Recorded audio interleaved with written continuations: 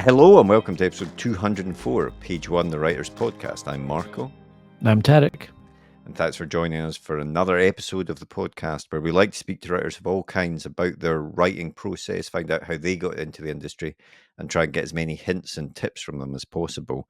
And this is where I always say, please do check out our back catalogue if you haven't already, because we've had some brilliant guests on. For our episode 200, we had Lee Child and his brother Andrew. Very nice. We've had Kate Moss on recently, but we've had so many great writers in the past as well. You know, not just authors, screenwriters, comic book writers, journalists, comedians even.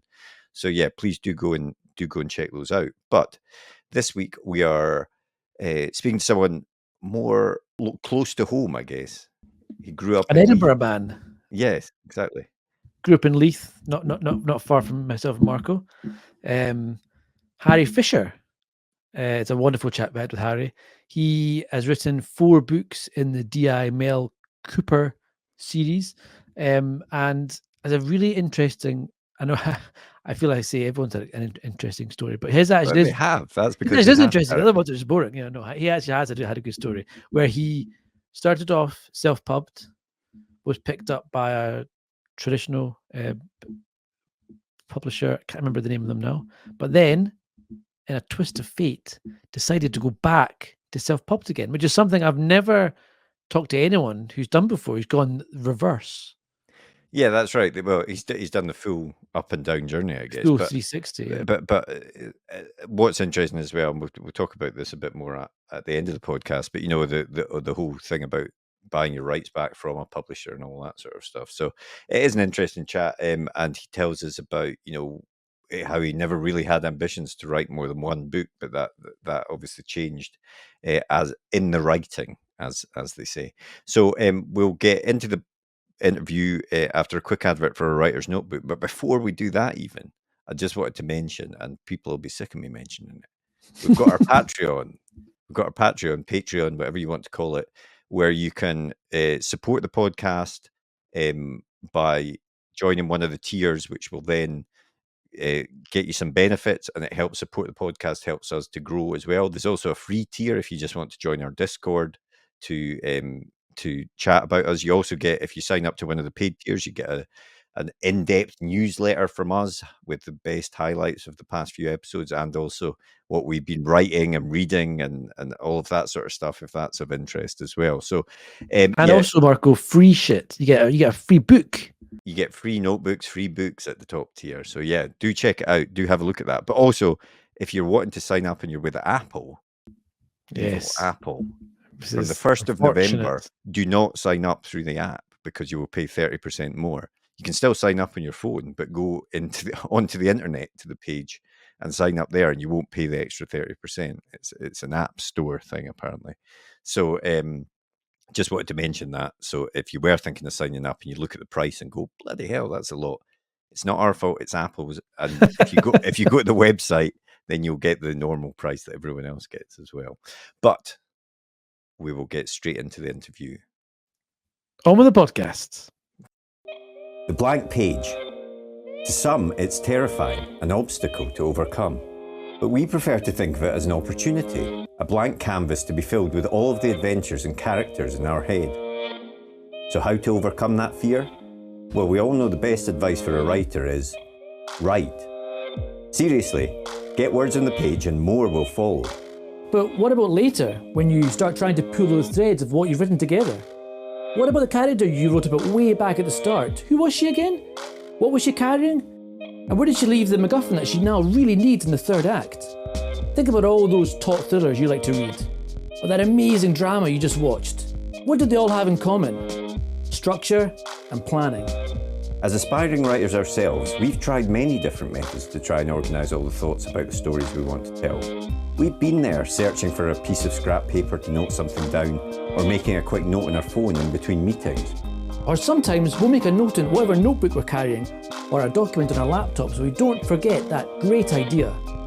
Let's be honest, it can all be a bit messy and it's easy to lose track of everything. And that's when we realised it's not just a story that needs structure and planning, but the way we gather all of our thoughts about it as well. And so we made Page One. Page One is more than just another notebook. It's a place to put down all your ideas for your latest project, divided into easy-to-use sections that will help you plan your story, so that when that blank page comes calling, you're ready to answer. And then afterwards, once it's written, we realised you need to plan how to let people read it, so we included a section relating to submissions. Each one is designed for one project, whether you want to write a book, screenplay, a comic, or any other kind of story. We truly believe that when you use it, it will help you get to the main event, writing your story. So we hope this helps. We can't wait to read what you come up with. And remember, every story starts with page 1.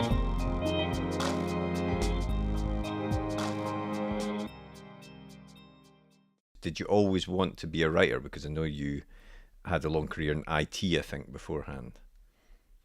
Did I always want to be a writer? Not exactly, but I always fancied the idea of writing a book.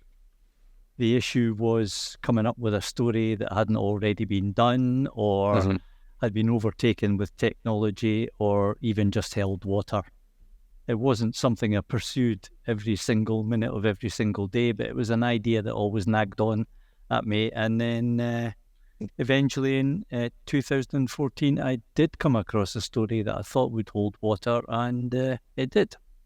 And so what made you decide to, obviously you had this idea for a story, but it's one thing having an idea for a story and then actually sitting down to write a full novel. I mean, what made you want to do that?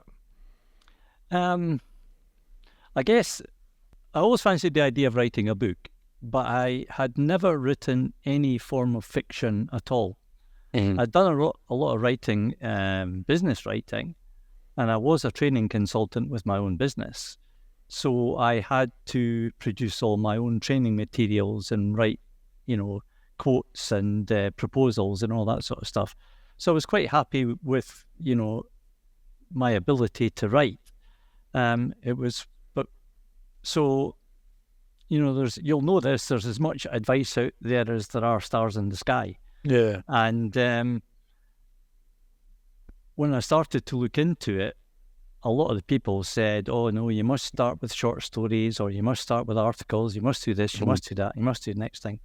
And I just thought, actually, I don't want to do that really. I just want to write a book. So I just jumped in and did it. I called it cold turkey for authors. And then it just kind of grew arms and legs from there on in, and I just kept going. And 4.5 years later, I had a book called Way Beyond a Lie, a crime thriller.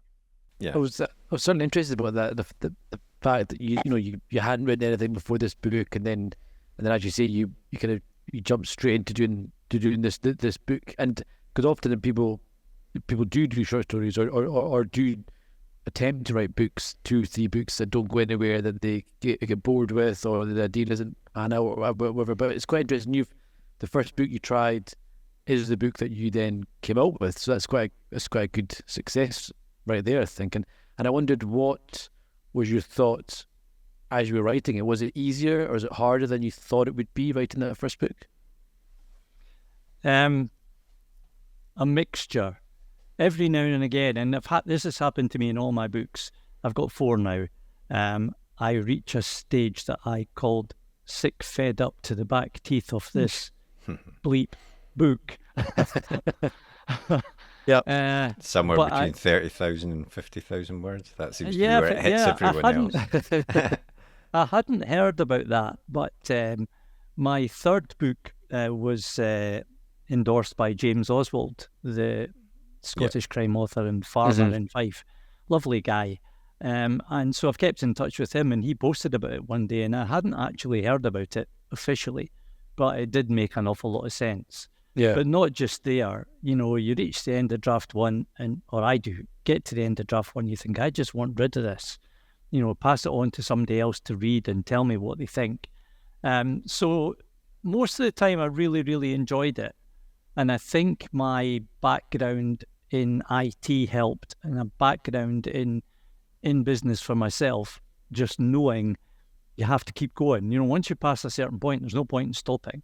Yeah. So those were the difficult bits, in editing and, checking it over and over again. But the whole concept of creating characters that can do or say whatever you like is great fun. And I thoroughly enjoyed that. And so over this 4 years, I think you said it took for that first one, you wrote that. You come out at the end of that with a version of it that you're happy with. What were your next steps? Did you look to an agent, try and get an agent, or did you just start approaching publishers directly? I started off by going down the traditional route and submitted it to a number of agents, 25 in all, before I got completely fed up with that idea. I hadn't really looked much into the concept of self-publishing at that stage, but I did self-publish it after a fashion. In other words, we stuck it up on Amazon. It did absolutely nothing. But the thing about that book was I had absolutely no intention of writing another one. I just wanted to write a book. And having written said book, I thought, that's it. Brilliant. I've done it. Don't have to do anything else. But the unfortunate thing is you can't stop the ideas coming along. And enough, the book involves a couple who go supermarket shopping and the woman disappears. So really the principal character in the book is her husband who's searching for her. And I put 2 secondary characters in the book, 2 police officers, Mel, short for Melissa Cooper, and her sidekick Andrew. And lots and lots of people got in touch with me and said, you must write a series and you must give it to these 2, so they've got their own series. And I said, well, thanks very much. I'm really pleased you like them, but actually I'm not going to write another book. And then you can't stop the ideas coming. And one day I came up with a different idea, kind of explained it to my wife, who was an absolute star on the first book. She never once said, come on, get your nose out of that laptop and, decorate the bedroom or whatever. And so I said, I've got this idea. And she said, well, what's the idea? So I told her. And she said, well, that's a terrible idea. And she was right. And she was right. So we chatted over it for a wee while, and then I came up with we came up with a better idea. And that turned into my second book, and the first book starring Mel and Andrew, which was called Be Sure Your Sins, which your listeners will probably know as a biblical reference. And that was the second Mel book, and that one only took 2.5 years to write, not 4.5 like the first one. So with that first one, I'm interested to know, because you approached agents, didn't get anywhere, and you thought, right, I'll put it up on Amazon. You said you didn't know a lot about self-publishing at that point, but did you just put it up there? Did you make a cover yourself? Did you pay someone for a cover? Did you get it edited? What was the process there? I worked with a company who helped me self-publish it. So they designed the cover. So I had a starting point in that I had a manuscript and I had the cover. And then it was a question of just kind of feeling my way with the rest of it. And I mean, on Amazon, if you're self-publishing on KDP, you can put it up for free for 5 days, I think, in any quarter. And I did. And a day or so later, one of my pals phoned me up and said, you'll never guess, your book's, a ridiculously high place in the free charts, number 2. And I said, what? You must be kidding me on. And it downloaded something like 800 times in a day. So there was this great burst of, activity, and then nobody downloaded it the following day. I think 400 or 300 did. And then it just gradually slipped back down. But I couldn't then, as soon as it went back to being 99 pence or 1.99 or whatever it was, nobody was buying it again, So it was only because it was free. But, so I was only really just dabbling. And then with the second book, I started to try to get agents again, and this time I tried harder, and I submitted to 42 in the end. But the last 2 were independent publishers, very small publishers, and they both offered to publish it for me, so I went with one of them. Then I told them I had the first book, Way Beyond a Lie, and they said, well, we'll have a look at that too, and then they agreed to publish that. And then the third one came along and they went for that too. So they obviously, because we've kind of heard before from a few folks that, if you trying to find a publisher when you put a book out there is quite tricky sometimes, because you've kind of blown your shot at a debut author, whatever, the way they want to package it, etc. But it sounds like they were obviously quite pleased with the sales of your first book, so they were more than happy to kind of buy the rights to that one as well. And then, did they repackage it? Did they put a new cover on it and stuff? Did they relaunch it again for you? Yes, the sales were nothing. You're talking penny numbers. Okay. When I self-published it. Yeah. But they repackaged both books and gave them new covers. So they were very different from the first cover of Way Beyond a Lie. And they used two cover designers. And then the third book, they designed that one too. Then I had a publisher, and I thought things were going to move on from there. And it was great for a wee while, but it didn't really last. Mm-hmm. Well, we'll come on to that in a moment. But I think I read that your book was downloaded 38,000 times in 5 days. Is that right?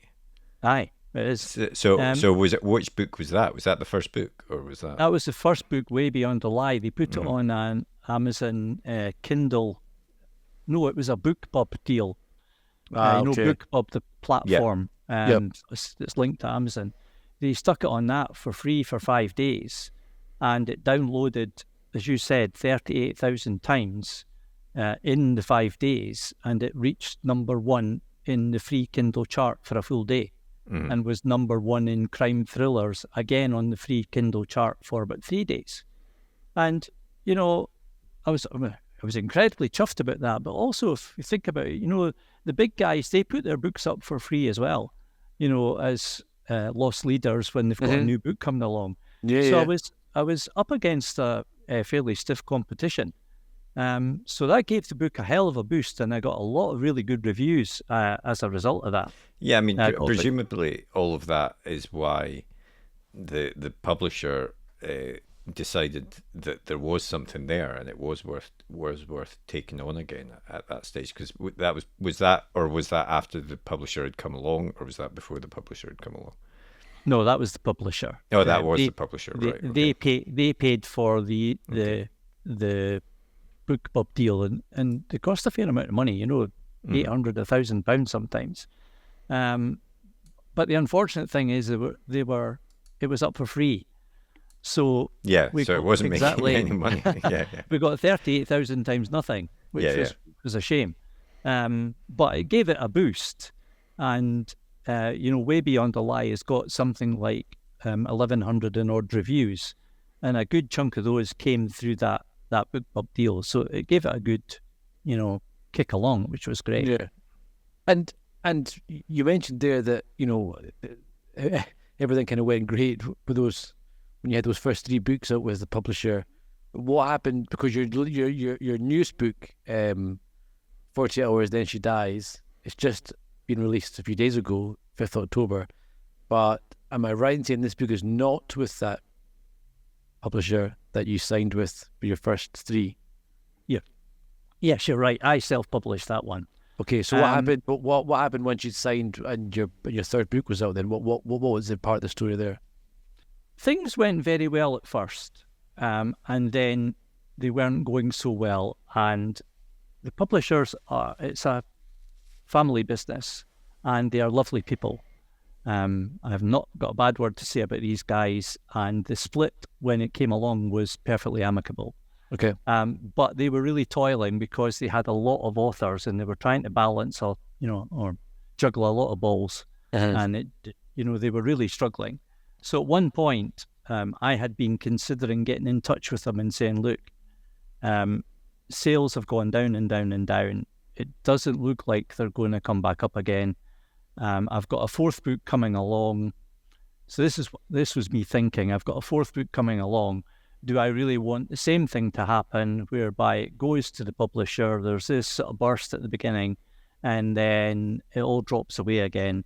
Or would I rather try to do it myself?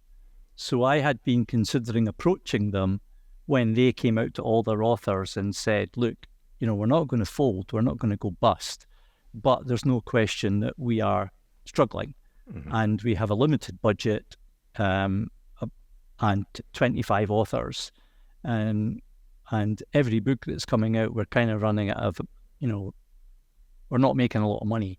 So any authors, any of you guys who would like to approach us about taking your books elsewhere or self-publishing, then please do. We'll be open to discussion. So I hummed and hawed and thought about it for quite a while. And then I thought, no, I really don't want the fourth book, as you said, it's called 48 Hours, Then She Dies. I don't want that to go the same way. Listen, so I, after a lot of soul searching and a lot of figures, I got in touch and just said, look, I would like to explore the option of taking the book back, or all my books back. And it took 3-4 months to sort the whole thing. In fact, maybe a wee bit longer than that.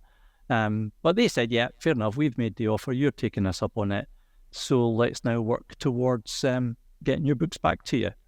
And so that's what we did. It worked okay. Like I said, the split was very amicable. The publishers were excellent in every single thing that they did, in their dealings with me, and I like to think I was the same back. And then on the 31st of March this year, or the 1st of April actually, the books were mine again after a bit of negotiation, let's just say. So your 48 Hours Then She Dies is self-published. You now have the rights to the first 3 books. Just looking on your website at the covers and stuff, there's a consistency there. Are those new covers? Are those the covers that the publisher had? Have you used the same cover artist for the 4th book? How did that all work when you're going back to the world of self-publishing? Well, this is what I didn't quite realise, is that when I approached them, they said, yes, you can have the rights to your books back. That's not a problem at all. But you are only entitled to the words that you submitted to us in the first place, because we paid for a professional editor to edit the books. And I worked with their editor, who was a lovely woman called Helen, and we got on great and worked well together. I thought, oh, right, I never thought about that. But anyway, never mind. And then they said, but also you're not entitled to the covers. Now, I'd already been thinking, because I'd been doing the research, and it's got some ideas about covers. I'd already been thinking that they were a bit dark for what was trending, if you like, in December, January, February, March time. But when I approached their cover designer to say, can I buy the covers back from you? She said she wasn't able to, because the covers the first 2 were designed by one designer, and the second 2, because they did produce a cover for 48 Hours at the end there. But they'd been done by 2 different designers, and there was a copyright issue. Yeah. So I thought, well, I may as well just sort of start again. So in the end, again, we reached an amicable agreement whereby I bought back the rights to not just the words that I submitted to them in the first place, but the final version. The truth is, I could have reconstituted it, but it probably would have cost me a lot of work and a lot of time that I didn't really have. But when I got the books back, I've been through the first 2, and I've made some improvements and sorted out some issues and some typos. And at the same time, went away and found a designer and helped them to produce what I thought. And as you say, there's a nice consistency to the covers now, and they've all got pictures of Edinburgh on the front, which I thought would help with a theme. Yeah. It's interesting. Yeah, I hadn't thought about that. I thought when you got your rights back, you would get the rights to, maybe not the covers. I can understand the covers are a separate issue, but the fact that you weren't even entitled to the edited version of the manuscript. I know, that is an interesting. I hadn't realised that at all. No, neither had I. But that if you, I suppose when you think about it, it's perfectly reasonable. They paid a lot of money to get you're talking about on average £700 a book to get them edited professionally. So they were toiling financially and workload wise.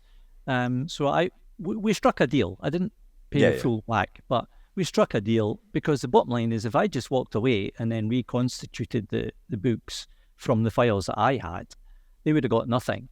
But they got something, and I was happy to pay something. I couldn't afford to pay the whole lot. I was happy to pay something, and they agreed with that. And like I said, it all kind of worked out. But no, I didn't understand that either. Didn't know that was going to happen. Yeah. and as you can say, the books they're all Edinburgh set in the Leith area for those that know it. And you are a native Edinburgh Leither, I think. You're from Leith yourself, and that's right. Is it a case of Ray, what you know? I mean, why did you want to set the books in Edinburgh? Was it just a case of you knew it well, you didn't need to do the extra research, or was there another reason for it?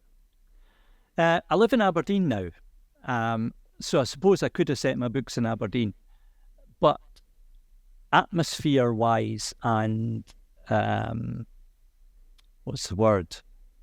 Just opportunity-wise, as far as the different locations in Edinburgh compared to Aberdeen, you've really got to go out into Aberdeenshire before you'll start to get a variety of location that you can get in Edinburgh. And I was talking about this the other day because I was asked the question. You've got an extensive old town, whereas in Aberdeen there isn't. No, it's a few streets.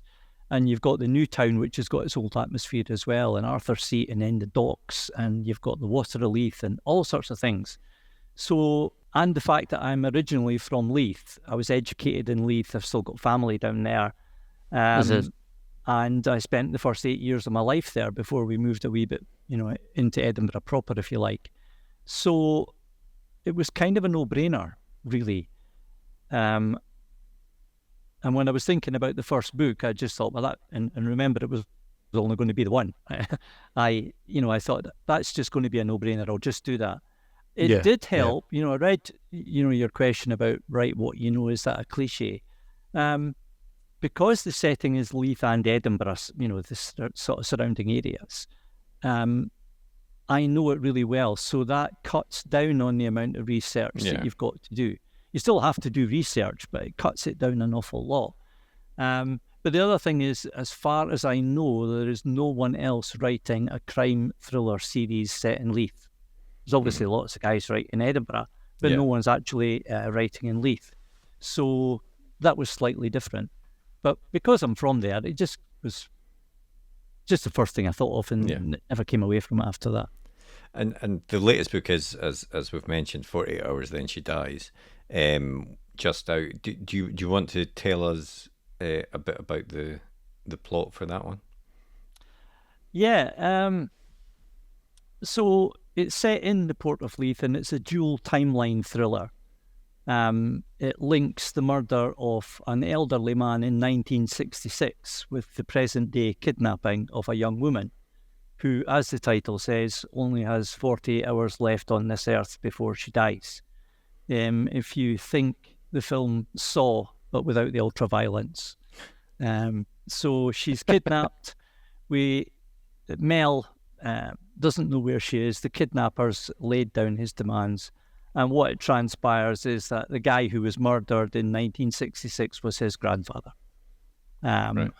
And the case was never solved. There was no clues, no witnesses, no forensic evidence, and it was closed down. And the family have always had a problem with that, big problem. And this is what he has now done to try to get the police to reopen it and solve the case. And if they don't do that in 48 hours, she dies. Okay. Nice. Good setup, I would say. And obviously your first book took 4 years. Second one, I think you said 2.5 or something. Yeah. Are you Are you getting quicker at that? And also, has your process changed? Are you someone that likes to outline and plan your books, or do you just sort of have an idea and see where it takes you? Yeah, so you were right. 4.5 years, 2.5 years, third one, 1.5. Okay. Can't do it much faster than that because it's not a job. It's a keen interest. So the fourth one probably took a wee bit longer because of the whole, changing away from the publisher and everything. Yeah. My process, again, going back to something I said earlier on about advice, where people say, oh no, you must plot the whole thing out, plan the whole thing from A to Z before you put finger to keyboard. And I thought, no, I can't really be bothered doing that. So I just kind of go for it, really. I've got an idea, I set off, and not quite see where it takes me, because I've got a rough idea where it's going to go. But I've now realised that plotting doesn't really suit me.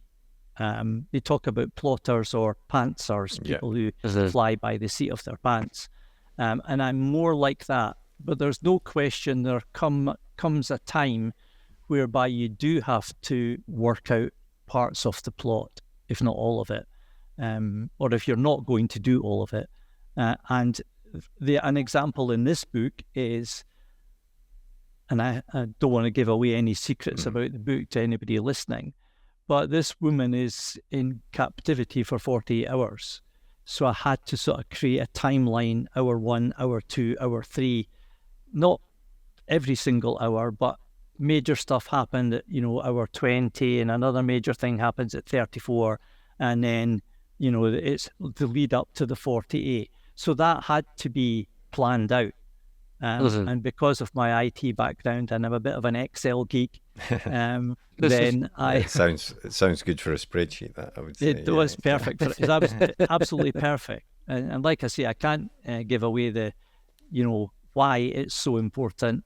But things are happening to her throughout the 48 hours, so that did require planning. But no, by and large, I kind of got a rough idea where I'm going to go. And then I just let it evolve. And actually, I think for those who do decide to plot the whole thing, what happens if a better idea occurs to you partway through? Because I found this before. I think stepping up I know Tarek's more a pantser, I'm more of a plotter, I think, probably generally speaking. And I think what it is that you have a plot. For me, I suppose it's like a security blanket almost, that I know roughly where I'm going, but it's never, even a detailed plot will be maybe a couple of pages or something. So there's always room for things to do. And as you say, when you write, new ideas will come to you, characters will do things that you maybe didn't expect even, and things will change, which is fine, because even though you've got the plot there, you know that you can deviate from it, and maybe you'll deviate from it and keep deviating from it, in which case you might sit down and think about the next chapters or whatever, or you'll bring it back to where you were. But it's more, for me anyway, having a plot is more something to have before I start, so that I know where I'm going. So I've got those sort of flagpoles that I can aim for when I'm writing, which isn't to say that you have to rigidly stick to it. I don't know what you think, Tarek. Yeah. I agree with that. I think that's right. I think there probably is a happy medium between going in with absolutely no clue of where you're going, and just every chapter is a new, adventure, and having which some people do have, like a framework that you're like just filling in the gaps on this massive spreadsheet plan you've got. And I think that for me is way too far, because you're right, there is stuff that comes up that you don't expect, and once your characters are fleshed out and your plot's going, you think, oh, what if this happened instead? And there's always that worry I have that the more I plot something, the more predictable it gets. And so I always worry that maybe I should just let you have it through, and you think, well, what if I did that instead? Because I've been planning for this as this, but what if I did that instead? And if that's a surprise to me, then that's maybe a surprise to the reader, and that takes you down this new path. So I think you do have to be open to new ideas and new routes. And that's I think when you close yourself off at that, it does get a bit kind of dull and predictable, doesn't it? Yeah. And It can. Yeah, Yeah. it can. do, or can I do, think yeah. if you're too rigid with it, then it definitely can. But I think there's definitely a medium. And actually, I think when you speak to people, and when we've spoken to a lot of people on the podcast now, even if they identify as one thing or another, you learn that as you speak to them about the process, everyone's sort of doing the same thing, just in a different order almost. I feel that's right. Even the folk who do loads of big planning and those who do like absolutely zero, their first draft then ends up being a kind of plan, doesn't it? Exactly. It's all working through story. It's just like different way of looking at it, I think. Yeah, exactly. But so you've made the step back into self-publishing. Have you? And that's after a few years now since you last did it. Has the scene changed? Have you brought anything that you learned from trad publishing into the self-publishing? How's it working for you now? So far it's fine, but we're only on day 3 of the new book. I'm just thinking in terms of like you had an editor at your publisher and things like that. Did you have?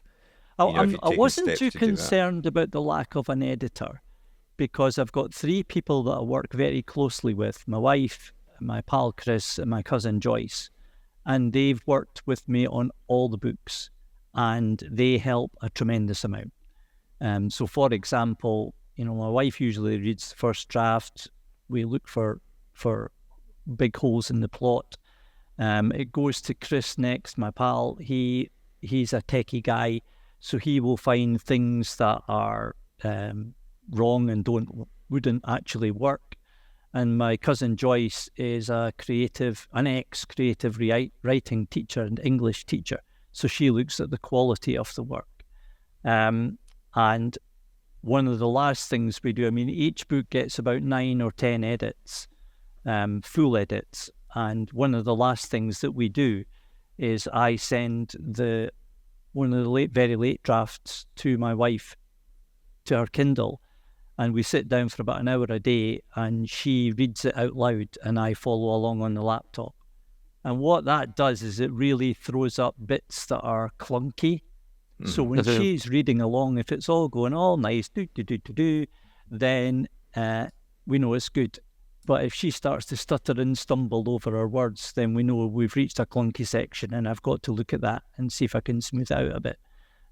Or we find words that are repeated over and over, or duplicate phrases. Just used it in the last paragraph, and I'm using it again now. So I was always very happy about the idea of not having a professional editor. I was pretty sure that what we put out at the end was clean enough to stand on its own. So, but I did learn stuff from the editor, things like point of view and keeping things, you might move.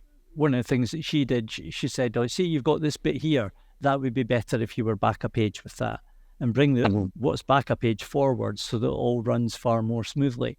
So I learned stuff like that from her. There's absolutely no question about that. And even tiny wee things like the difference between an M dash and an N dash. Yeah. In your punctuation, that made a big difference as well. But one of the things in your wee list of things that you sent me, you said about hints and tips. One of the problems that I know exists is the number of pages that you have in your book, your physical book, if you're going to produce paperbacks as well, has a big impact on the recommended retail price on Amazon KDP, because if you've got much more than about 300 pages, you can't publish for less than $9.99. And I think $9.99 is a real price point. So looking at Yes, I Killed Her, the third one. I'm a bit of a guy for putting what happens in the title. So Yes, I Killed Her, he does on page 1. You find that's not a secret. You find that out. But in 48 hours, then she dies. I was looking at the page count, and I came up with this idea that says, why actually does a new chapter have to start on the same page, on a different page? well, actually, it doesn't. And so I went through the whole book and I edited it out. And where it made sense, in other words, where there was like 10 lines at the top and 10 lines at the bottom, and then the chapter break in the middle, I changed it so that the new chapter was on the new page. And as a result of that, and I've put a wee paragraph on the copyright page, as a result of that, I can't remember the exact figures, but over a reduced to page count by something like 30 pages, which obviously saves a lot of money and makes you a little bit more money on Amazon. But over a print run of 100 books, I would save physical 9 copies. So it's good for the planet, it's cheaper for me, it's cheaper for the reader, everybody wins. So as a self-publisher, you can do that sort of thing. I'm not entirely sure what a traditional publisher would make of it if I said, I want you to do this with the book. Yeah. Because they've got their own style. But it's things like that, that if I picked up or, just noticed on the way through that I've managed to bring into producing the new paperback. So for people who are listening to all of this and your experience both with and without a publisher, what's your kind of, I guess, advice that you would say to someone if they're at that point when they need to make a decision whether to seek out a publisher or to go themselves down the self-pub route? What would you say that they should be thinking about? I've never had an agent, but I know through a couple of fellow authors I'm in touch with a lot, and they both went through what do you call it, an MA in crime writing at places like University of East Anglia and things like that. And part of their cohort of authors they're still in touch with, or students rather, I should say, and what they've both discovered is that some of their friends, authors, had agents but have come away from it again because it hasn't worked out. Mm-hmm. So I would say it's worth trying, because that's what I did. I tried to see if I could get an agent, and even with the new one, 48 Hours Then She Dies, I took that to a few agents, maybe about 12, 13. No one was interested, and I only got feedback from a couple, but they said, yeah, we liked it, we liked the writing, we're keen on the book, but we'd never get anywhere because the series is already out, and we probably won't do any better with you or than you. So my advice would be, have a look at the idea of getting an agent. If you're not sure, have an idea, have a look at the idea of getting an agent, but be very careful before you sign up. Because if you've got an agent who doesn't work hard enough for you, then you'll be lost. And if you've got an agent who's far too demanding, then you could find it a poison chalice. So I would investigate the possibility. But you've also got the option of going direct to the indie publishers that are far more fleet of foot than the big publishers. Mm-hmm. The Joff Books of this world, who I tried as well, but they said no thank you. So I think it's worth having a look at those things, but I wouldn't rule out the idea of self-publishing. And the benefit, of course, is if it goes well, you get all the credit and all the money. And if it goes badly, then you can say, well, it's down to me then, isn't it, that it didn't actually work.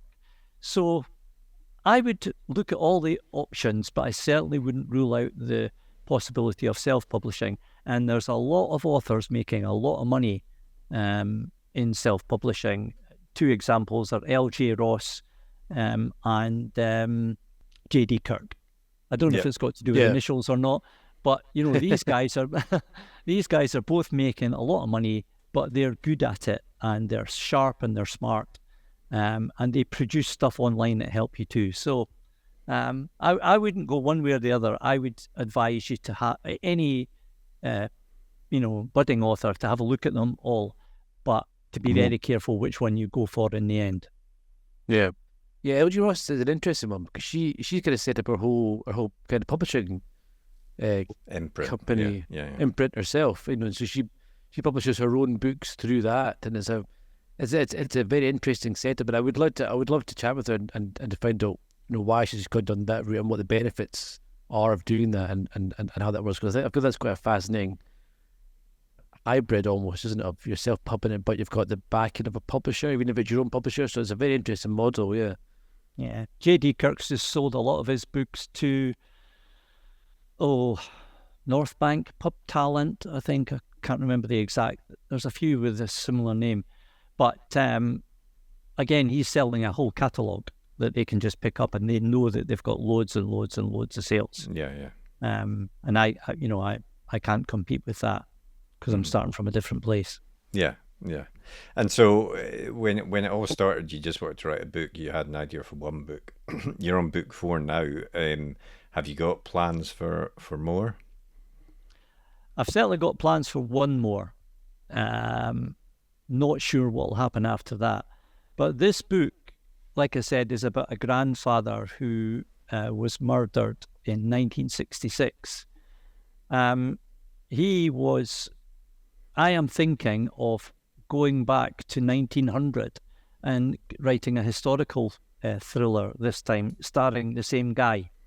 It's going to be called The Neapolitan because he was born in Naples in 1900. And then my plan is to write a historical crime thriller that follows his life from 1900 through to whenever he ends up in Leith Docks. Because that reflects my mother's family and lots of other Scottish Italian families who emigrated from the same regions of Italy in 1900 and then set up their own businesses, like members of my mum's family did, and then went through the whole thing in 1941 when Italy allied itself with Germany, and most Italian men and teenage boys were interned, and some of them were sent abroad, and some of them didn't come back. So that's what I'm thinking of, and it will be based. Well, I'm looking at your name, of course. Sorry, teaching you how to suck eggs there. No, it's all right. My non-no was put in Barlinnie prison. So there you go. But it's exactly It's an interesting period when there's a lot of emigration from Italy, and there were as in particular there were two in relation to Scotland, two emigration centres, weren't there? There was sort of the southern ones seem to have ended up mainly in the east coast of Scotland, and the ones from Tuscany mainly on the west coast of Tuscany, on the west coast of Scotland as well. So it's a very and exploring a character that you've introduced in this book in a historical way as well is obviously sounds quite interesting as well. So hope you write that one. I'll keep you posted.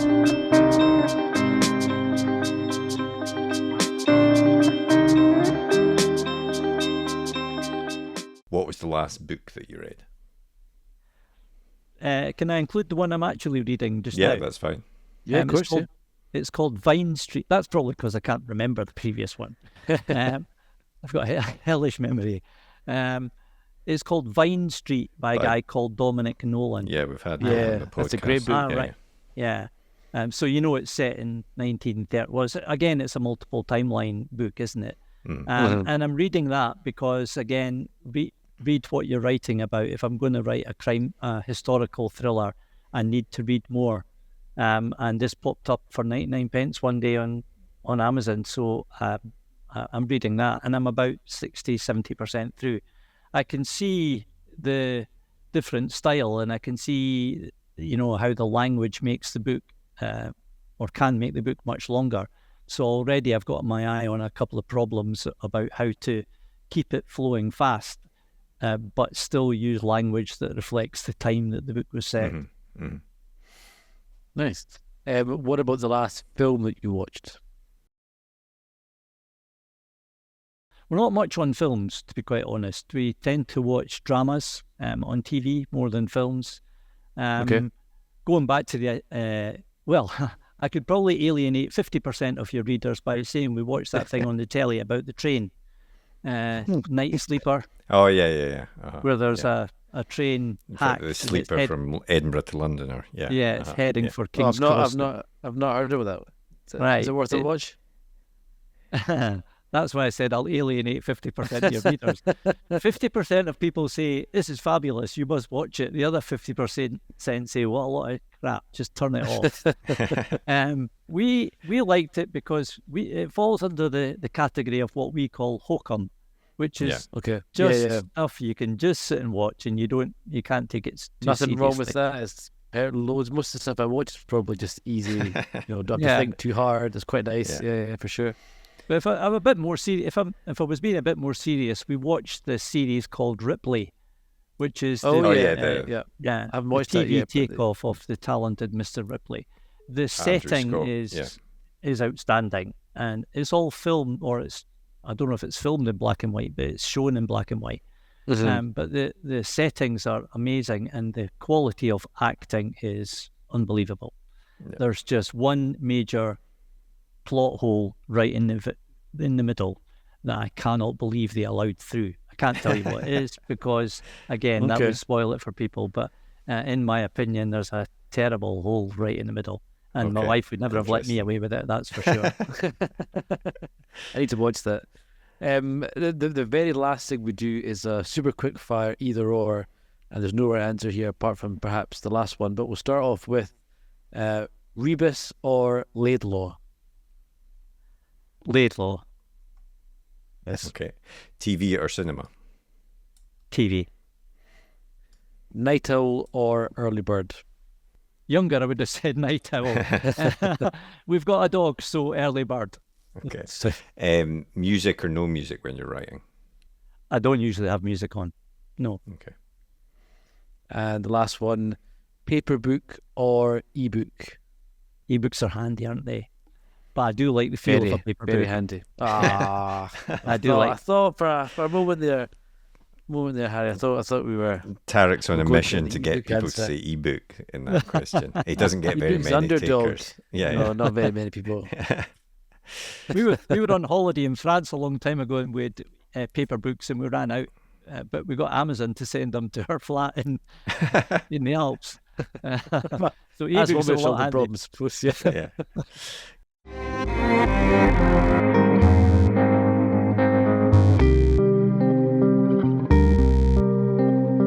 Oh, that was a really, really good chat with Harry there. I really enjoyed that. I mean, we said it at the start of the podcast, and we said it as we were chatting to him, but a really unique journey, that kind of 360 back to the start, really going through the whole gambit. Gamut. You run the gamut? No, the gauntlet. You run the gauntlet. But I What's think the it is gamut? the whole The full gamut. The full gamut, yeah. What is a gamut? G-A-M-U-T. What is a gamut, though? I don't know. I've just heard the phrase, but I don't know what the actual definition is. It feels I'm wrong. going to look in it my up mouth now. right now. Yeah, This okay. is great. This is podcast exciting radio, material. yeah. I'll feel The complete range or scope of something, the whole gamut of human emotion. he's run the gauntlet and done the whole gamut. Yes. It was quite a Of gambit, but publishing. it paid off at the end, I think, because Yeah. he's had great success. I mean, looking at his, he did that free sale on the first book in the Kindle store. It got 38,000 downloads in 5 days. That, I guess, that is the sort of stuff that gets you noticed by a publisher. But then to go back to that again afterwards, quite brave. Yeah, I think so. And most interesting thing to me was the fact that he wasn't immediately entitled to the edited version of his book when he got it back. Yeah, that was interesting, wasn't it? So which makes sense, I suppose, if you think about it. But at the same time, if you're buying your rights back, you want to be able to buy the book that is now out there rather than I assumed it was just a case of I want the rights back, everything back. They're all my words. I wrote. I'm entitled to them. I'll pay you. Yeah, even if it's cost for them. edited, they are still my words. Yeah, I would thought so. Yeah. And even he was talking about, well, I could have just reconstituted myself without paying the extra for the edited version. But I was thinking, could you? I was trying to work out. Legally, would you be allowed to do that? I suppose not, probably because technically it's their edited version, their copyright at that point. I don't know. And we're both lawyers, so that tells you how good lawyers we are. Well, I'm not a lawyer anymore, so don't. Because you tried to sell a book that you had. Yeah, exactly. That got me in a lot of trouble. But Harry Fisher's latest book is 48 hours, then she dies, and it's Yes. out now. It is, Time of and we'll put a recording link and in the listening. podcast description so you can pick Yeah. that one up. But we have another crime author on next week.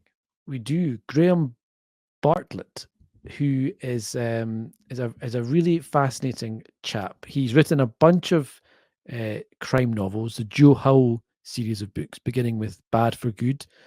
He's written a couple of books with Peter James, but true crime books because he is a former detective. So Yeah. he's bringing his whole police knowledge into the world of fiction writing, and also he runs a really fascinating company that basically authors and writers can go to, and he helps them with authenticity, with accuracy. He's a kind of advisor for writers, TV He's writers. like a consultant essentially that you how can police investigate engage cases to and- get to make it realistic. And we do ask him about some of the more bombastic UK police shows. Line of He doesn't Duty, have- apparently, not as accurate as I he thought. doesn't have a lot of good things to say about them apparently, but no, it's a good episode. So yeah, please do tune in for that one. If you enjoyed today's podcast, please do take the time to rate and review us on your favorite podcast app, as that helps us to continue to get great guests on the podcast. And I mentioned it at the start, but we do have a Patreon, so please do go and check that out as well. But not through Apple. And if you want to get in touch, you can always do so by dropping us an email to podcast@rightgear.co.uk, or find us on pretty much all the main social media sites that anyone is bothering to use right now. Just search for UK Page One. We're on there. We're on YouTube. YouTube is growing. We've got a lot of video stuff on there. I have to More say, video. Twitter is really getting... I don't know about you, Mark. My Twitter timeline is basically full of right-wing crap at the moment. Like, See, worse than somehow ever. people say that, but mine actually isn't. But I don't know if that's just because I That means that viciously you're block so people right-wing. or something. Yeah, Yeah, you're maybe so that's because right-wing. of it is. The right-wing stuff's going No, left. but it is useless as a platform for us as a podcast, because if you put a link in the tweet, it automatically means that you hardly get any views on it anymore. So Was that right? our Page a One lot, Elon. podcast time on Twitter may be coming to an end. So I will try and start using Blue Sky or Threads more. Yeah. Instagram, I think that may become our platform of choice. Is in that our terms of home? I'm going to social learn how media. to use Instagram, haven't I? Yeah, you are. But thank you for joining us for this week's episode, and we will be back next week with another great episode. See you later. Well, I hope you enjoyed that episode. If you did, please leave a comment down below, hit that thumbs up button, and be sure to hit that subscribe button as well, so you never miss an episode like these ones below. And if you want to get in touch, you can always drop us a tweet in the Twitter machine, which is at UK Page One, as evidenced here, and our other social media channels are available. Otherwise, we hope to see you next episode. See you later.